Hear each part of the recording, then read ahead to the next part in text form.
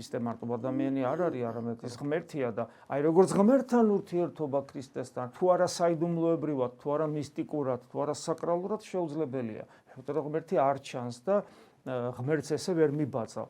არამედ ღმერთის ცხოვრება შენში უნდა გადმოვიდეს. თუ ღმერთის ცხოვრება შენში არ გადმოვიდა და შენ თუ მხოლოდ შენი ცხოვრება დაგჭა და შენი ცხოვრებით ცდილობ მიბაძო ღმერთს, ქრისტეს, არაფერი გამოვა, იმიტომ შენი ცხოვრება მიილევა და მოკვდები და დამთავრდება.